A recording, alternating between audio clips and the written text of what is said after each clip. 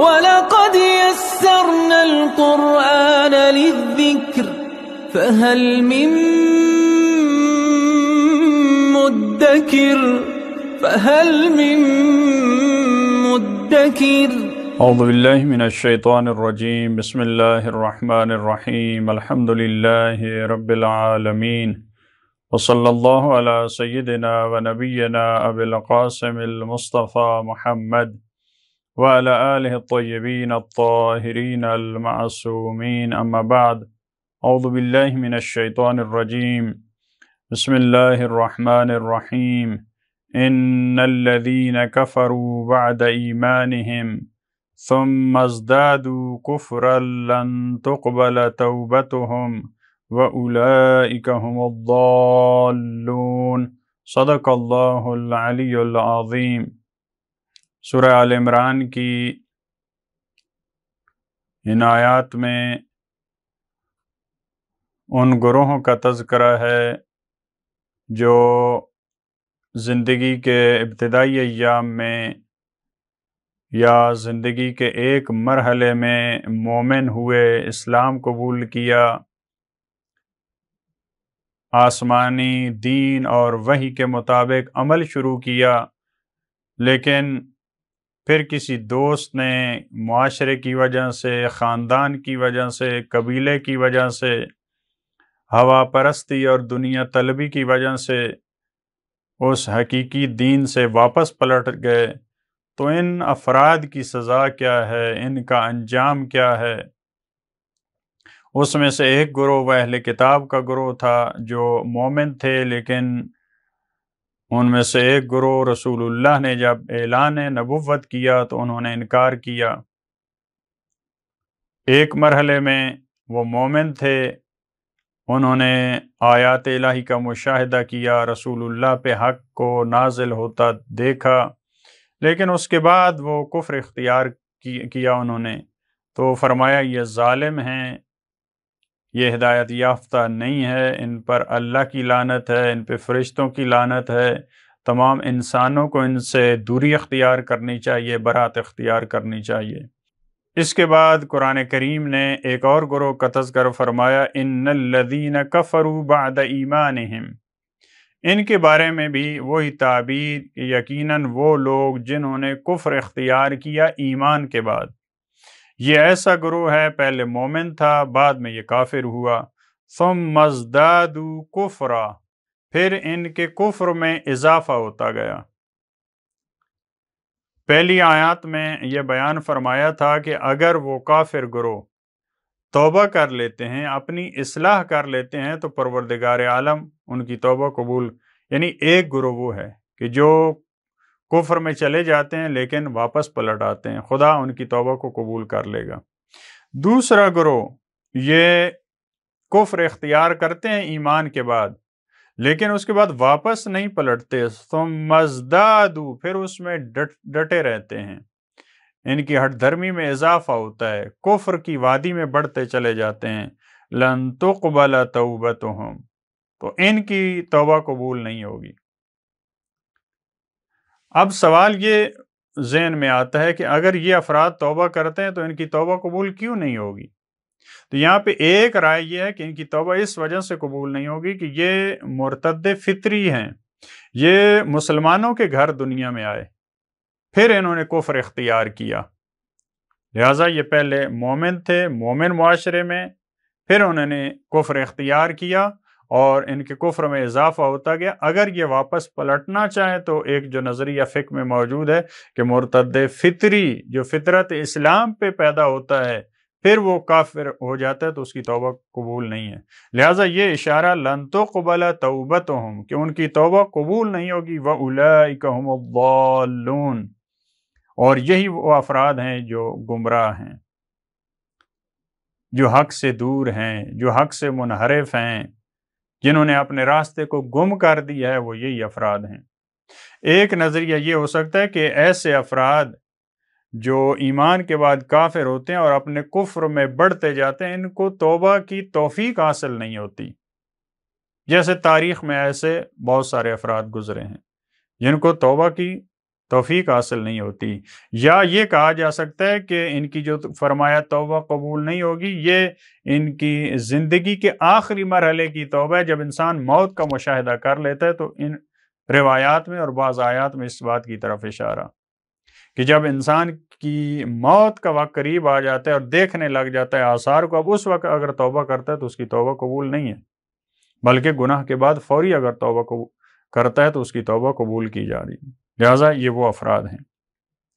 اس کے بعد فرمایا ان الذین کفروا وماتوا وهم کفار، ایک اور گروہ کا یہاں پہ تذکرہ ہے جو کافر تھے اور اسی حالت میں، پہلے ایسے کافروں کا تذکرہ تھا جنہوں نے توبہ کی، ان کی توبہ پروردگار عالم نے قبول کی، پھر ایک ایسے گروہ کا تذکرہ جن کی توبہ قبول نہیں ہوگی، ان کو توبہ کی توفیق حاصل نہیں ہوگی، اب ایک ایسا گروہ ان الذین کفروا وماتوا، جو کافر ہوئے،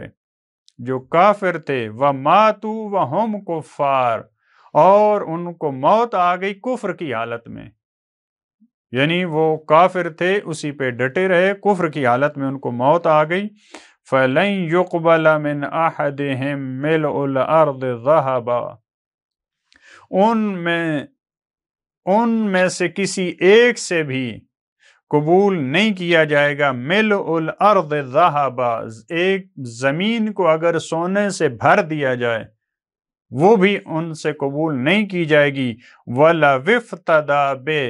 اگر فرض کریں کہ اس کو فدیہ کے طور پہ یہ پیش کریں، اگر فدیہ کے طور پہ جان چھڑانے کے لیے، خون بہا کے طور پہ، اپنی آزادی کے لیے، جیسے یہاں پہ ہوتا ہے انسان اگر کچھ دیتا ہے، مثال کے طور پہ قصاص میں یا بعض دوسرے مسائل میں انسان کچھ دیتا ہے تو انسان کو معافی مل جاتی ہے، انسان کے لیے چھوٹ موجود ہے وہاں پہ، لیکن یہ خوبصورت استعارہ ہے، حالانکہ ایسا ممکن ہے نہ ہو۔ زمین کو پروردگار عالم نے ایک برتن تصور کیا ہے کہ اگر اس برتن کو، پوری زمین کو سونے سے بھر دیا جائے اور اس کو فدیہ کے طور پہ قیامت کے دن پیش کیا جائے، وہ کافر جو کفر پہ ڈٹا رہا، البتہ یہ وہ افراد نہیں ہیں، وہ کافر جو کفر کی حالت میں مر جاتے ہیں، جو مستضعف ہوتے ہیں، ان کو حقائق کا پتہ نہیں ہوتا، ان کو علم نہیں ہوتا، ان تک اسلام کا میسج نہیں پہنچتا، یہ ان افراد کی بات نہیں ہو رہی ہے۔ یہ دوسری آیات میں بھی بہت مقامات پہ یہ بات بیان ہوئی، اور خود کفر کے لفظ میں یہ بات پوشید ہے کہ انہوں نے انکار کیا، انہوں نے حقائق کو چھپایا۔ وہی انکار کرتا ہے جس کے پاس کوئی پیغام پہنچتا ہے، وہی چھپاتا ہے جس کو حق کا علم ہوتا ہے۔ لہٰذا جو جاہل ہوتے ہیں، جو مستضعف ہوتے ہیں، ان کی یہ بات نہیں ہو رہی۔ لہٰذا جو کفر کی حالت میں مر جاتے ہیں، اسی پہ ڈٹے رہتے ہیں، یہ اگر پوری زمین سونے سے بھر دیں اور اس کو بارگاہ پروردگار عالم میں پیش کر دیں، یہ بھی ان کے فدیہ کے طور پہ قبول نہیں کی جائے گی۔ اولئک لہم عذاب علیم، یہ وہ لوگ ہیں جن کے لیے دردناک عذاب ہے، وما لہم من ناصرین، اور ان کے لیے کوئی یار و مددگار نہیں ہوگا، کوئی ناصر ان کے لیے نہیں ہوگا۔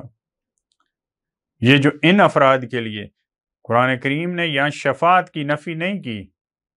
وہ بعض دوسری آیات میں اس کو ثابت کیا۔ یہ جب قرآن کریم اس قسم کا لفظ استعمال کرتا ہے، ان کے لیے ناصر نہیں ہے، یعنی یہ گروہ، اس میں وہ شرائط نہیں ہیں، ان میں وہ شرائط نہیں پائی جاتی کہ ان کی شفاعت ہو سکے،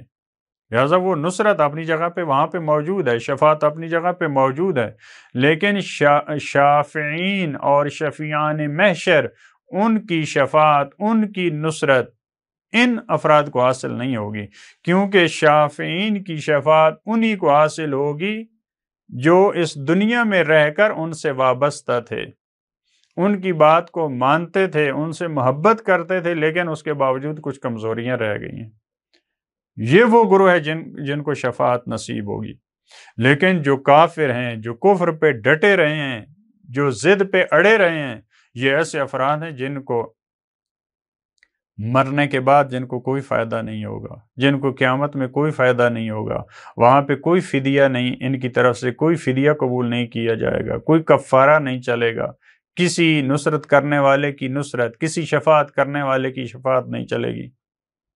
اس میں عام افراد کے لیے بھی درس ہے کہ باطل پہ نہیں ڈٹنا چاہیے، جب پتہ چل جائے پھر اس حق کا انکار نہیں کرنا چاہیے، پھر حق کے سامنے جھک جانا چاہیے۔ بعض افراد کو معلوم ہو جاتا ہے کہ یہ حق یہ ہے، لیکن مختلف عوامل کی وجہ سے، مختلف اسباب اور اغراض و مقاصد کی وجہ سے حق کے سامنے جھکتے نہیں ہیں، وہ حق کے سامنے ڈٹے رہتے ہیں۔ ان کو معلوم ہوتا ہے کہ یہ ولی خدا ہے، یہ الہی نمائندہ ہے، ان کے سامنے جھک جانا چاہیے، لیکن اس کے باوجود وہ ڈٹے رہتے ہیں۔ اسی حالت میں ان کو موت آ جاتی ہے۔ یہ ایسے افراد ہیں جن کی توبہ قبول نہیں ہے، جن کی توبہ قبول نہیں ہے، اور آخرت میں بھی ان کو کسی قسم کی وہاں پہ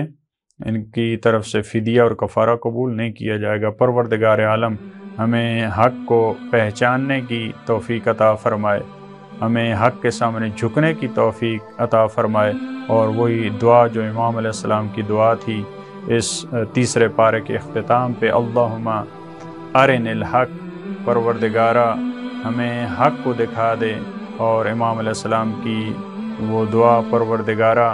اللہم ارنا الاشیاء کما ہی، جیسے چیزیں ہیں پروردگار عالم مجھے ویسے ہی دکھا دے، حق کو حق دیکھنے کی توفیق دے، باطل کو باطل دیکھنے کی توفیق دے۔ اللہم صلی علی محمد و آل محمد۔